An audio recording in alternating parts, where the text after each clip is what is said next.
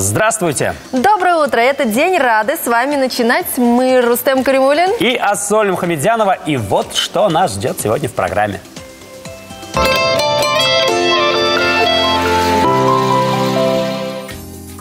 В стиле массаж спины – залог отличной осанки. Приятного аппетита! Готовим просто и быстро. Почемучки. Дети рассказывают о своих бабушках и дедушках. В Татарстане продолжается декада пожилых людей, но мы-то знаем, что возраст – это лишь самоощущение. Многих людей солидного возраста язык не повернется назвать пожилыми. Они бодры, полны сил и энергии, как герои нашего следующего сюжета.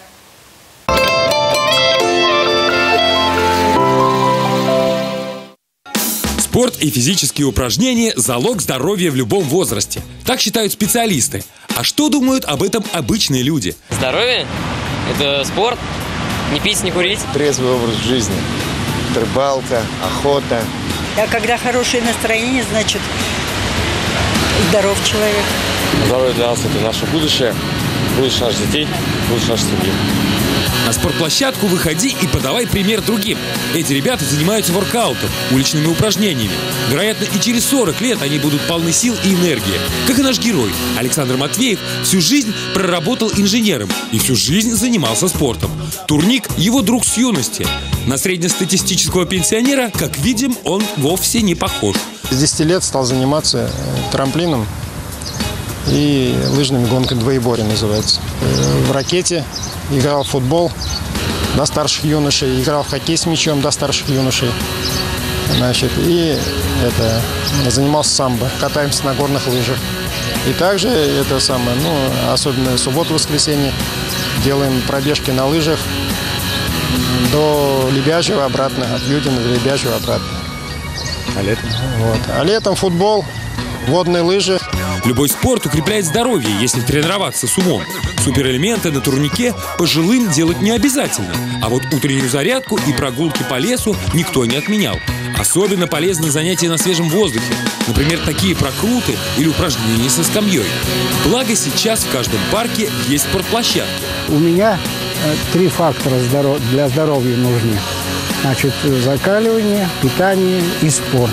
Развивает легкие, выносливость, как самое нужное качество в жизни, как самое прикладное. Спорт – это важно и нужно. Но не стоит забывать и о других факторах здорового образа жизни. Соблюдать, кому что положено. Есть всякие диабетики, есть, как говорится, язвенники, всякие ведь есть. Всем надо в разумных целях то, что предусмотрено, кушать.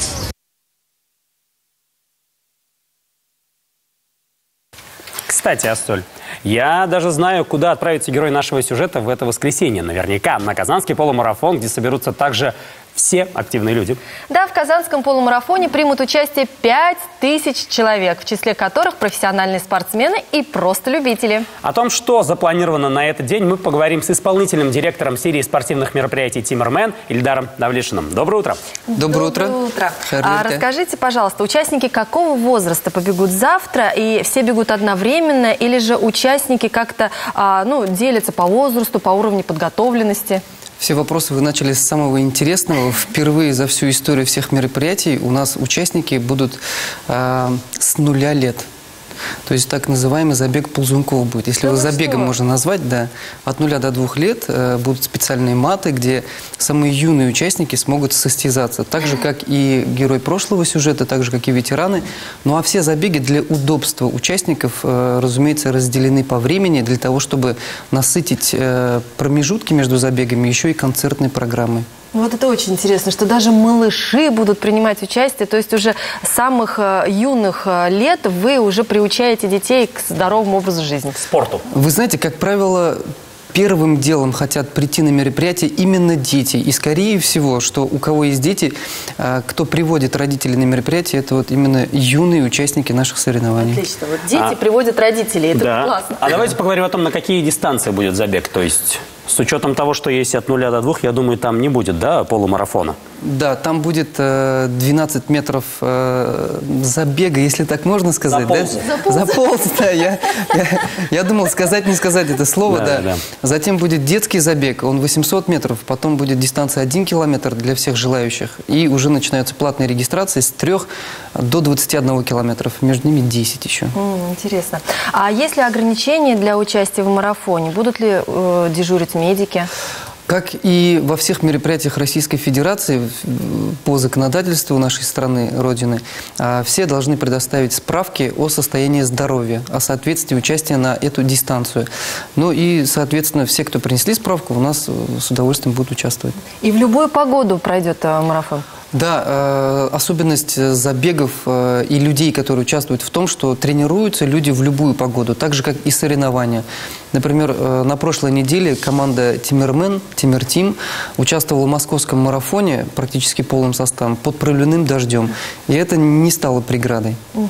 Но это же вообще говорит о силе воли большой. Конечно, в первую очередь. Да. Мы узнали, что в этом году будет вот этот забег от 0 до 2 лет. Что нового еще ожидается в этом году от Тимира?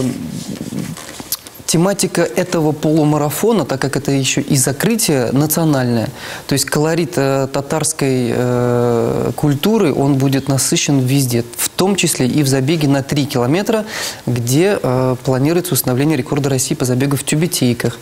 В том числе будет выставка национального колорита. Это в том числе и продукция, и платьят, и так далее. И еще одна особенность этого забега – это концертная программа. Такие артисты, как Рамиль Закиров, Айгуль, то есть будут насыщать спортивную программу культурной программой. Спорт и культура всегда близко. Это они будут, в смысле, они участвуют в забеге или они будут петь во время забега? А знаете, мы не разделяем ни то, ни другое. Бежит и поет. Они и сначала пробегут и от радости начинают петь. Ну, прекрасно. Прекрасно. Да. А вы расскажите, пожалуйста, о благотворительной части вот поподробнее можно рассказать? Благотворительная часть, она так же, как и во всем сезоне, направляется 7% от стартового взноса участников. И все участники могут себя почувствовать именно благотворителями. После того, как проходит мероприятие, денежные средства перечисляются практически сразу же, чтобы оказать поддержку и чтобы помочь всем нуждающимся. Помочь нуждающимся, так сказать. Расскажите, пожалуйста, откуда докуда будет проходить марафон? Да, где будет пролегать маршрут? Прополз тот же самый, в каком месте раз будет это казанский полумарафон, соответственно, самое знаменитое практически место после Казанского Кремля идет стадион Казань-Арена. Да. Вот со стадиона Казань-Арена, который принимал чемпионат мира в этом году по футболу, оттуда будет именно и старт, и финиш. Ну а все красоты Казани будут доступны для участников полумарафона. Это и мост Миллениум, и Казанский Кремль, и Кремлевская дамба, и набережная, соответственно, и ЗАГС, чаша, дворец водных видов спорта. Я думаю, на этом нужно остановиться и предоставить участникам самим посмотреть на все эти красоты. Мне интересно, где именно пройдет детский полумарафон. Вот я вот обязательно пойду посмотрю. Казань-Арена. Тоже Казань-Арена, да? Да. Хорошо. Да. А где будут проходить развлекательные мероприятия? Я не буду оригинальным, наверное, да, если еще раз отвечу. На Казань-Арене, там же на этой же площадке. Старт, финиш, концертная программа. Все в одном месте, да. То есть вся площадка концентрируется. И болельщики, и участники, и самые юные участники, и кто на концерт пришли посмотреть. То есть все, кто захотят стать соучастниками этого мероприятия 7 октября, они все концентрируются именно на Казань-Арене. Главный вход под самым большим медиафасадом в Европе. Да, это здорово. Это просто прекрасно, что такое большое количество, во-первых, выбора для всех жителей нашего города и гостей столицы, как я понимаю, не только же казанцы, еще и приезжают.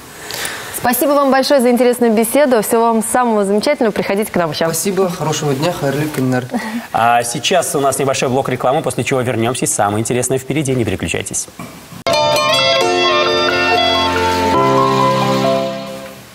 Доброе утро. Мы продолжаем. И сейчас настало время узнать звездный прогноз на сегодня. Овны, этот день обещает быть удачным. Ваш творческий и деловой потенциал многократно возрастет. Заманчивые предложения будут сыпаться со всех сторон и даже проведут вас в состояние растерянности из-за богатства выбора. Вот тогда. Тельцы, сегодня вы, возможно, почувствуете себя одиноким. Не стоит ждать, когда рядом появится родная душа. Начните сами оказывать знаки внимания окружающим и проводите больше времени с семьей. Сегодня не рекомендуются операции с деньгами. Близнецы. Сегодня не стоит принимать далеко идущих планов. Нельзя проявлять высокомерие, отказывать в помощи тем, кто в ней нуждается. Мужчины должны уделить больше внимания своим женщинам. Раки. День несет только приятные хлопоты. Вашей репутации ничего не угрожает. Но не злоупотребляйте своим положением, устанавливая диктатуру. Наслаждайтесь хорошим настроением и покоем. Львы, сегодня доверьтесь интуиции, она не подведет, так как вы очень остро чувствуете все, что происходит. Избегайте выяснения отношений с начальством. Возможно, вы найдете поддержку и понимание у людей, которых до этого не считали своими союзниками. Девы, сегодня будьте предельно собраны и внимательны. В противном случае возможны финансовые неудачи. Будьте критичнее к себе и к окружающим вас людям. От вас требуется осторожность и взвешенность. А сейчас в эфире программы «Здравствуйте, конкурс». Если наступит завтрак, замечательные призы ждут всех, кто первым дозвонится в прямой эфир и ответит на несложный на тему завтрака вопрос. И прямо сейчас прозвучит вопрос, слушайте внимательно. Какой сок больше всего полезен на завтрак и обеспечивает 65% суточной дозы витамина С? А пока вы думаете, дозванивайтесь, давайте посмотрим нашу традиционную кулинарную рубрику.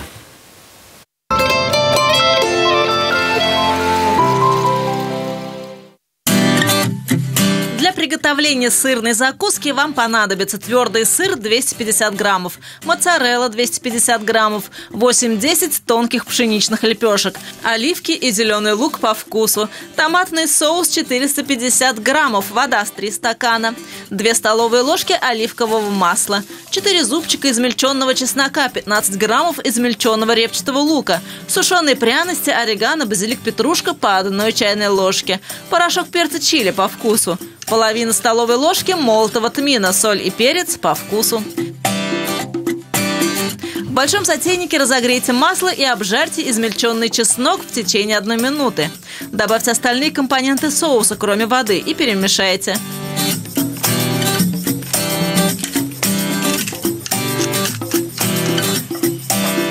Добавьте воду, перемешайте вновь и доведите соус до кипения. Томите на слабом огне до получения нужной вам консистенции. Пока готовится соус, возьмите 250 граммов любого твердого сыра и столько же моцареллы. Натрите на терке, накрошите мелко оливки и зеленый лук. Отложите 100-150 граммов сыра, а остальное соедините с 60 миллилитрами соуса и перемешайте. Начините лепешки сырной массой. Сверните лепешки в роллы и уложите их в термостойкую посуду швом вниз.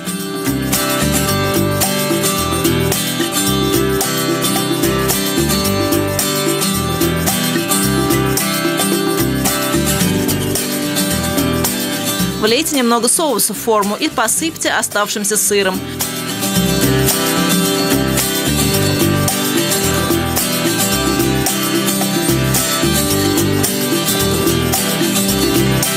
Распределите предварительно измельченные оливки и лук. Выпекайте примерно 20 минут при температуре 200 градусов, пока не образуется золотистая сырная корочка. Приятного аппетита!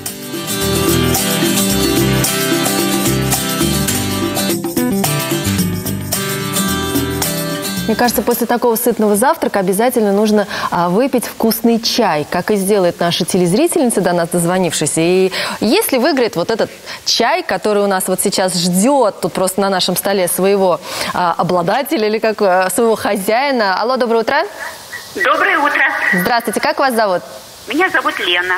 Очень приятно, Елена. Итак, какой же сок больше всего полезен на завтрак и обеспечивает 65% суточной дозы витамина С? Я думаю, что это апельсиновый сок.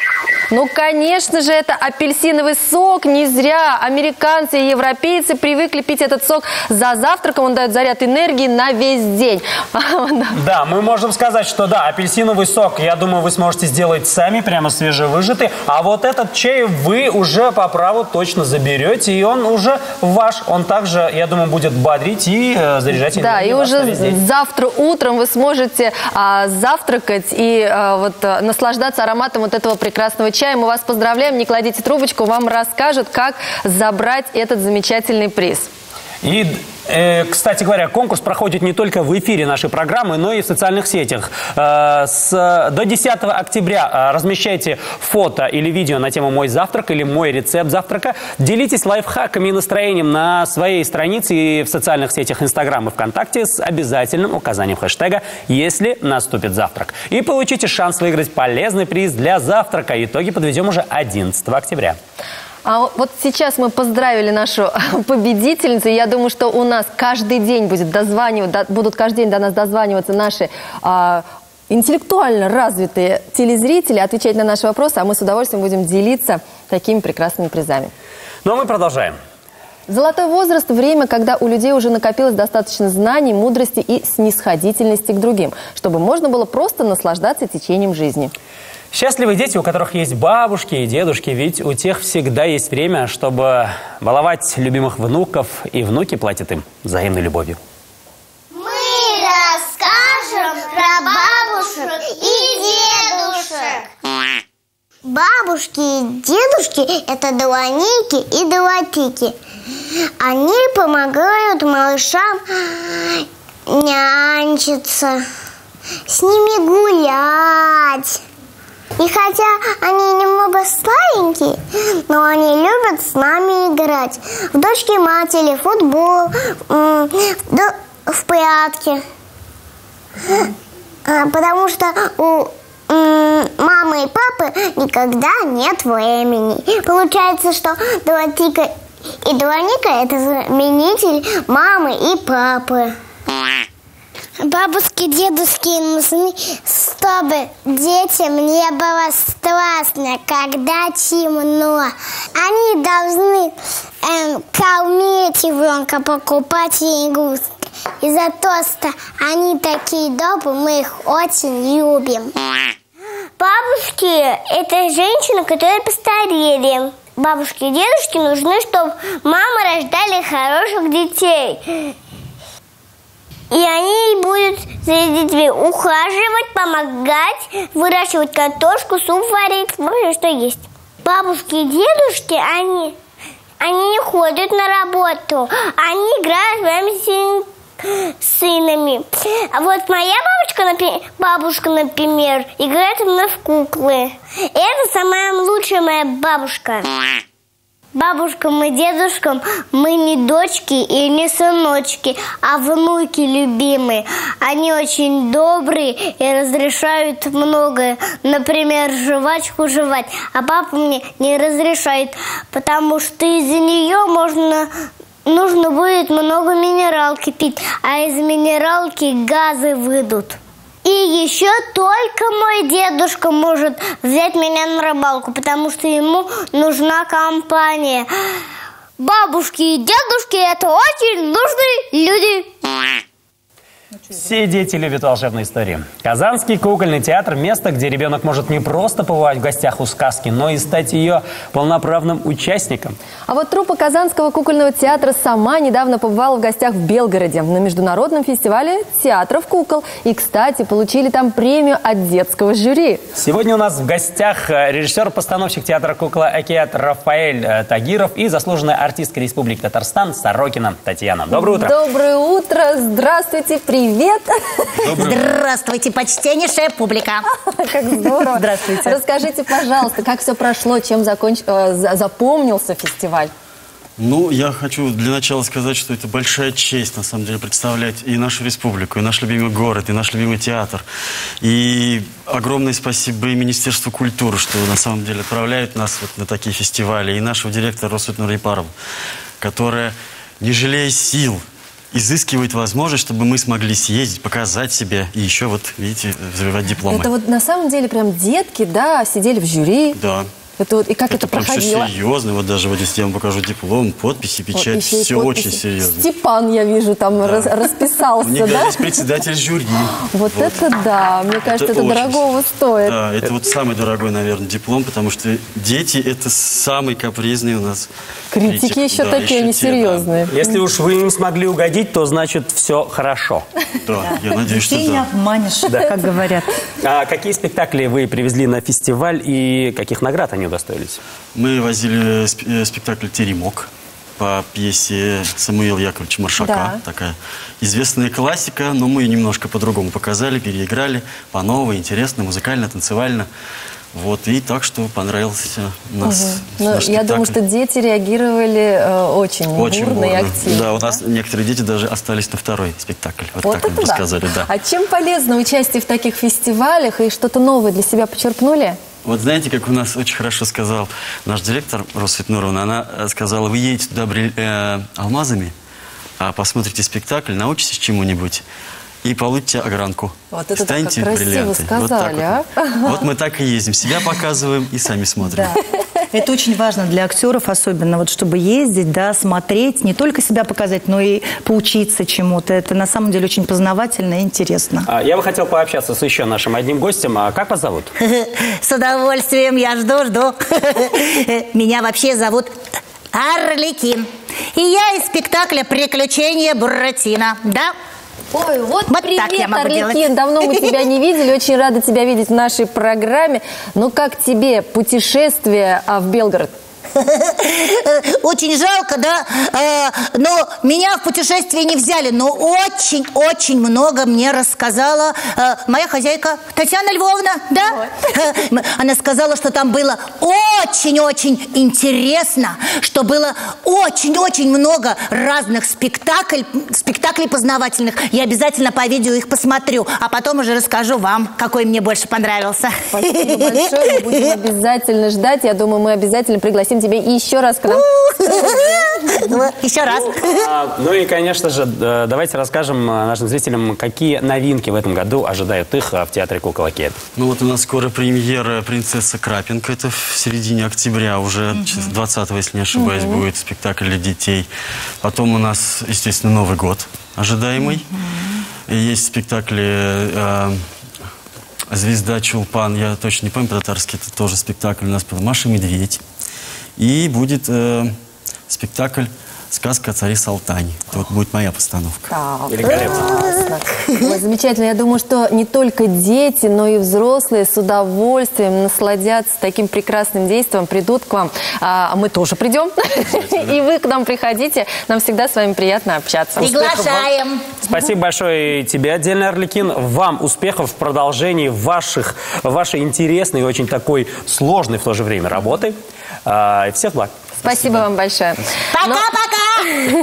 Ну а сейчас сюжет для всех, кто хочет улучшить свое здоровье. Массаж спины способствует улучшению кровообращения и лимфотока, повышает иммунитет и защитную реакцию организма, успокаивает и успокаивающе влияет, вернее, на нервную систему. Но чтобы достичь такого благотворного эффекта, надо правильно его делать. Подробнее в нашем сюжете.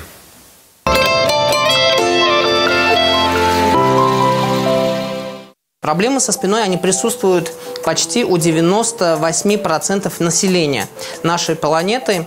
И, естественно, все эти проблемы можно хотя бы отчасти облегчить разными видами массажа. Массаж считается пассивным видом физической нагрузки, так как во время его проведения тонус мышечного каркаса спины повышается. Есть несколько противопоказаний массажу. Это, в принципе, онкологические заболевания, это кожаные заболевания. И нежелательно делать массаж при беременности. Массаж является уникальной методикой физического воздействия на организм, которая помогает бороться с определенными видами заболеваний, улучшает общее самочувствие человека, придавая ему жизненную энергию. При массаже улучшается кровообращение, улучшается лимфообращение, улучшается самочувствие человека. Сейчас буду чуть-чуть манипулировать в зоне шеи, чтобы тоже улучшить кровообращение в зоне шеи и улучшить кровяной поток к головному мозгу. Упражнение чуть-чуть болезненное для пациента. Теперь перешли мы к упражнениям, которые делаются с помощью предплечья и локтей. Эти упражнения, они очень хорошо улучшают кровообращение в области спины, очень хорошо улучшают лимфодренажный эффект. Несмотря на то, что массаж – отличное средство в борьбе со многими недугами, он имеет ряд противопоказаний. Поэтому для начала обязательно нужно получить консультацию врача. На этом наша процедура с вами подошла к концу. После полежите еще 5 минут. При том, как будете вставать, резко не вставать. Сперва присесть, потом уже встать. Удачного вам дня!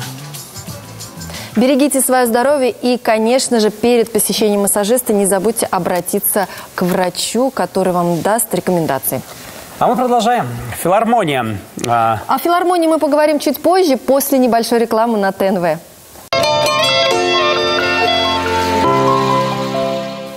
Здравствуйте, мы продолжаем. Филармония открывает новый сезон. В этом году филармонический джаз-оркестр возглавил Сергей Васильев, музыкант, который с недавних пор работает в этом коллективе. О том, что нового решил привнести в программу новый руководитель, мы поговорим лично с ним. Доброе утро. Доброе утро, Сергей Леонидович. Здравствуйте. Наша филармония совместно с джазовым оркестром подготовила очень-очень интересный сезон. Даже самый искушенный зритель найдет там что-то по себе, по своей душе. Да, например, потрясающий Дмитрий Назаров будет читать стихи Лэнгстона Хьюза, это американский писатель. Мы будем аккомпанировать различными джазовыми композициями, джазовыми стандартами. Это будет очень интересно. Конечно же, концерт, который носит название «Мосфильм против Голливуда». Конечно же, здесь нет никакой политики, здесь только музыка, потрясающая музыка, которая звучала в советском кинематографе и, конечно же, в Голливуде.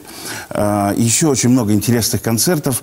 Открываем мы сезон 12 числа с потрясающей Ларисой Долиной. Ой, планы такие грандиозные. Вы в Казани недавно, и нам известно, что раньше вы работали фонограф джаз-бенд Сергея Жилина. Расскажите, пожалуйста, об этом периоде вашей жизни. Конечно, я очень рад, что вы об этом заговорили. Счастливые годы становления меня как музыканта, как профессионала. Вы знаете, Сергей Сергеевич уникальный человек, и уникальный опыт работы в этом коллективе прежде всего касается нашего телевидения.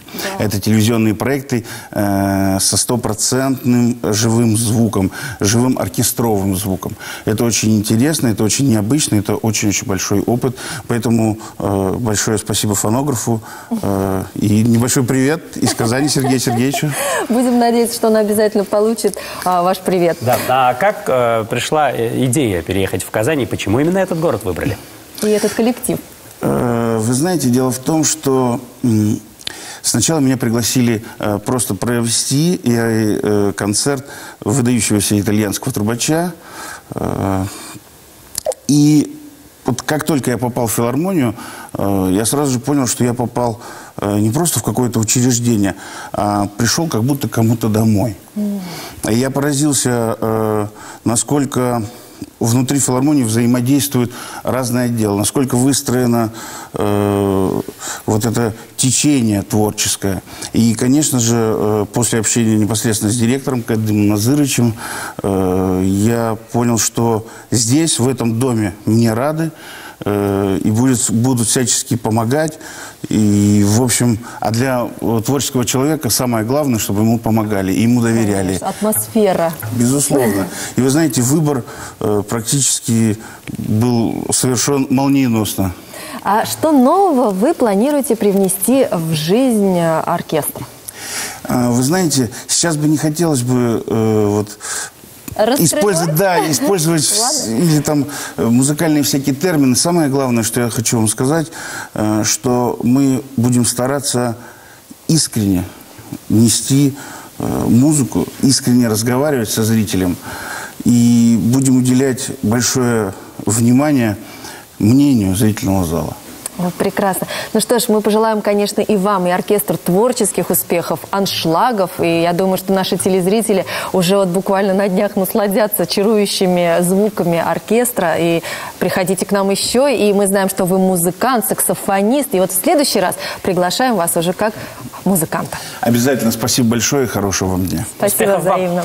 А мы продолжаем и прямо сейчас узнаем, что интересного ждет нас сегодня в нашем городе.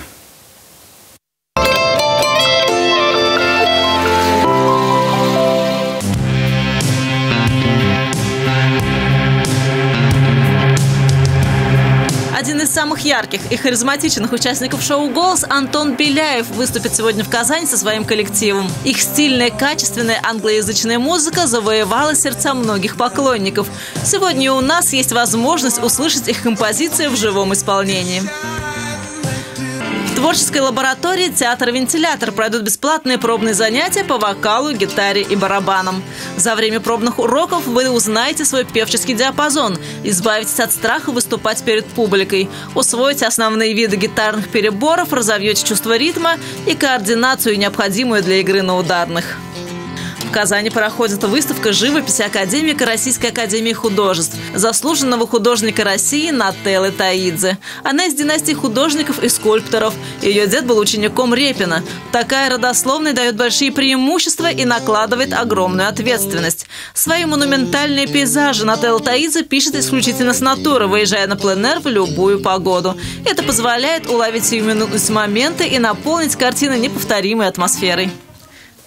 А мы продолжаем и хотим вам напомнить, что наш конкурс «Если наступит завтрак» идет не только в прямом эфире, но и в социальных сетях. Участвовать в нем можно очень-очень просто. До 10 октября размещайте в социальных сетях ВКонтакте или Инстаграм, делитесь лайфхаками или же своими уникальными рецептами. И не забудьте обязательно указать хэштег «Если наступит завтрак». И тут же вы станете участником нашего конкурса, а возможно и обладателем призов.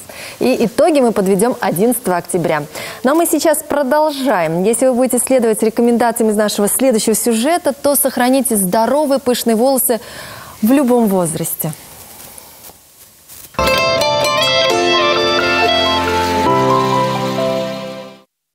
Далеко бы не заходила индустрия красоты, изобретая все новые и новые средства по уходу за женской шевелюрой, все равно у многих из нас безжалостно секутся, выпадают и быстро жирнеют волосы. Появляется перхоть, замедляется рост и тускнеет цвет. Вам знакома хотя бы одна из перечисленных проблем? Тогда обязательно посмотрите наше видео, где мы покажем 10 основных правил по уходу за волосами и убийственные ошибки против их здоровья и красоты. Регулярно мы совершаем 3 основных действия. Моем волосы, сушим и расчесываем их. Очень важно соблюдать при этих процессах ряд правил, пытаясь максимально уберечь волосы от механического воздействия. Правило номер 1. Всегда расчесывайте волосы перед мытьем головы. В противном случае вы рискуете наткнуться на микроузлы, еще больше запутать волосы и сильно их повредить. Правило номер 2. Обязательно вспенивайте шампунь в руках перед тем, как нанести его на волосы. Если делать это уже на голове, то вы автоматически насильно поднимаете чешуйки, травмируя волосы. Правило номер 3. Наносить шампунь следует на затылок и оттуда распределять его по всем волосам. Именно на затылке волосы толще и крепче всего. Аккуратно взбейте шампунь и пену и распределите ее на макушку и по всей длине волос. Правило номер 4. Меняйте температуру воды при мытье. Это стимулирует кровеносные сосуды и активизирует волосяные луковицы. Но никогда не мойте голову слишком горячей или очень холодной водой. Заканчивайте мытье прохладной водой. Это поможет закрыть чешуйки по аналогии с порами на коже. Правило номер 5. Никогда не выкручивайте волосы, а аккуратно отожмите воду и заверните голову в мягкое полотенце, которое впитает лишнюю влагу. Правило номер 6. С полотенцем на голове нельзя ходить больше 15 минут. В противном случае вы рискуете пересушить волосы, а это грозит перхотью и ломкостью волос. Правило номер 7. Переходим к сушке феном. Сушить волосы следует не горячим, а теплым и холодным воздухом, чередуя их. Правило номер 8. Сушить строго по направлению роста волос. Правило номер 9. Заканчивать сушку или укладку холодным воздухом. Правило номер 10. Не наносить укладочные средства на теплые волосы. Для полного остывания им требуется 15 минут. Правило номер 11. Переходим к расчесыванию. Расчесывать волосы нужно от кончиков к корням. Правило номер 12. Очень важно расчесывать в разные стороны. Правило номер 13. Тугой хвостик, хоть и красивая, но очень вредная для волос прическа. Старайтесь не завязывать волосы в хвост чаще, чем раз в 3 дня. Правило номер 14. Меняйте высоту хвоста. Привычка делать его всегда на одном уровне губительна. Правило номер 15. Перед сном всегда расчесывайте и распускайте волосы.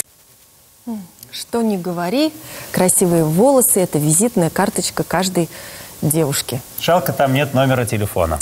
Этой девушки. А мы продолжаем, дорогие зрители, прямо сейчас. Если этот осенний день заставит вас остаться дома, то давайте посмотрим, что же предлагает наш телеканал. Помнишь этого Мехмеда? Ну, который в аэропорту, я тебе рассказывала ситуацию, который на площади, эта забавная история произошла. Короче, он пришел. Мы с ним пошли гулять. Гуляли с ним по Стамбулу. Он мне рассказал. В смысле как? По лицу. Как будто с катушек слетел. Чувства Маши и Мехмеда постепенно крепнут.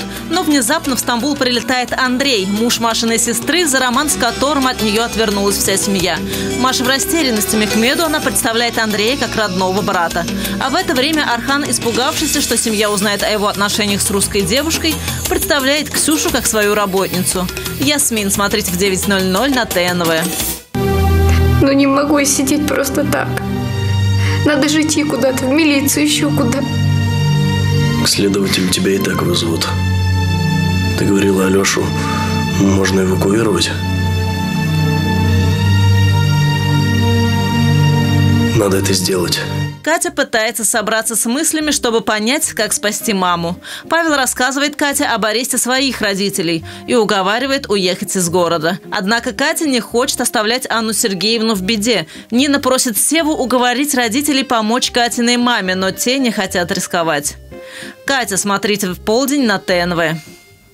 Сегодня я хочу раскрыть такой семейный рецепт кио перемеши, перемечи от жениха. Нет, вот кио пельменер я слышал, а кио перемеши нет. В гостях у Руслана Шарафуддинова, заслуженная артистка Татарстана, телеведущая красавица и просто увлеченная кулинарка Гульназ Сафарова.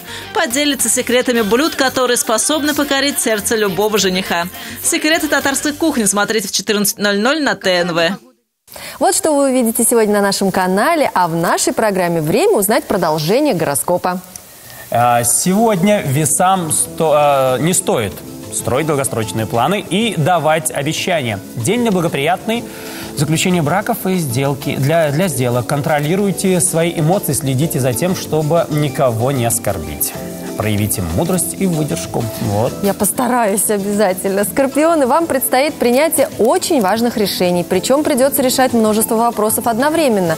Нужно быть внимательным и осторожным. Избегайте ненужных разговоров. Посвятите день делам, связанным с семьей, домом. Не вступайте в семейные конфликты. Да, вот с семьей и домом дела обсуждаешь и просто без конфликтов. Особенно если вы делаете дома ремонт, пожалуйста, не ссорьтесь. Продолжаем. Стрельцы. Сегодня вам будет трудно справиться с текущими делами. Это потребует от вас мобилизации сил, ясности чувств и трезвой оценки происходящего. Избавьтесь от нетерпимости, будьте снисходительны к ошибкам близких вам людей. Козероги, вы будете вполне удовлетворены деловой стороной жизни и сможете полностью себя реализовать в профессиональной деятельности. Большинству козерогов представится возможность решить возникшие в недавнем прошлом проблемы, изменить окружающие в лучшую сторону и измениться самим.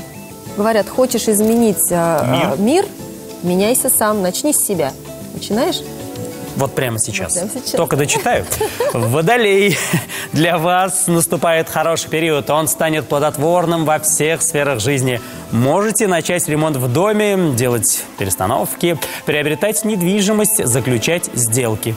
Смотрите, вот. Я что-то прям завидую водолеям. Конечно. У козерогов вот книга, которую я начал как раз недавно читать. «Измени мир, меняй себя».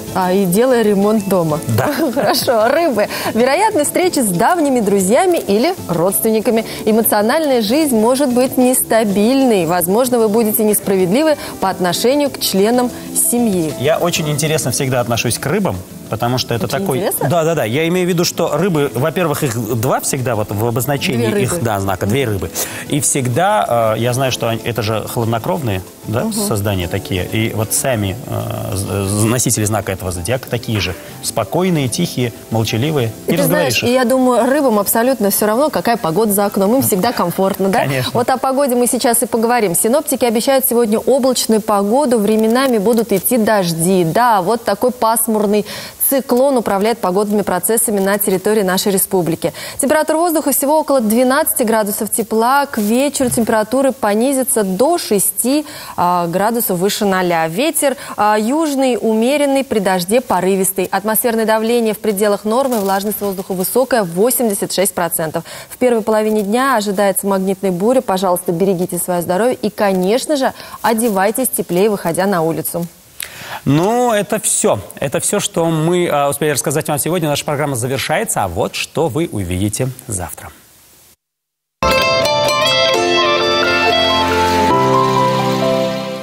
К успехам наперекор болезням. Как занимаются боксом особенные дети.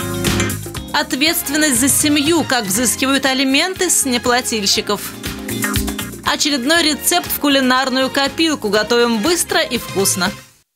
Ну что, дорогие друзья, завтра в 8-10 утра ждем вас у экранов телевизоров. Мы вновь вам скажем здравствуйте, расскажем много интересного. Обещаем вот таких интересных гостей, которые, возможно, вас просто энергией на весь день зарядят. И нас, конечно же, тоже. Сегодня с вами были Рустем Каримулин. Я Соль Мухамедянова. Хотим вам пожелать хорошего дня. А самое главное, не забудьте утепляться не только снаружи, но и берегите себя, своих близких. Мы вас любим. До завтра, наши дорогие телезрители. Всем пока!